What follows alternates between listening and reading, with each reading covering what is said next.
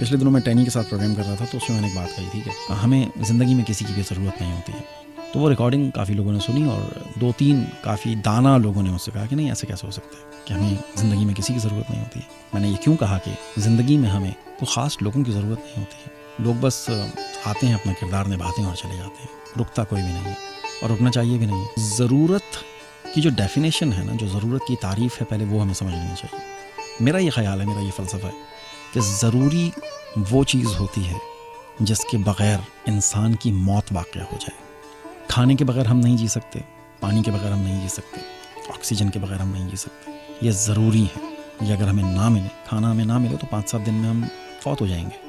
پانی نہ ملے تو 5-7 دن، 10 دن، اس کے بعد ہم مر جائیں گے. تو یہ ہمارے لیے بہت ضروری ہے. انسان کا بچھڑ جانا، اس سے موت واقع نہیں ہوتی ہے. ہمیں لگتا ہے کہ ہم مر جائیں گے.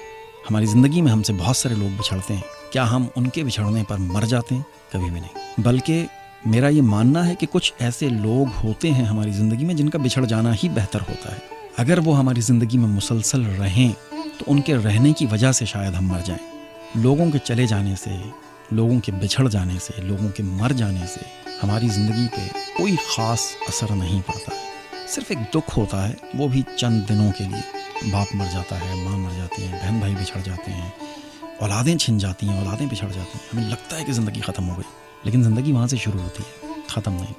تو یہ میرا فلسفہ ہے. شاید آپ اس سے بھی اختلاف کر سکتے ہیں، آپ کی کوئی اور رائے ہو سکتی ہے اس بارے میں. ہو سکتا ہے کل کو میں اسی کے اوپر کوئی اور دلیل دے کر کوئی اور بات کر دوں. میں نہیں سمجھتا کہ لوگوں کے بچھڑ جانے سے کوئی مر جاتا ہے. کوئی ضروری نہیں ہوتا ہے. صرف لوگ اپنا کردار نبھاتے ہیں اور چلے جاتے ہیں.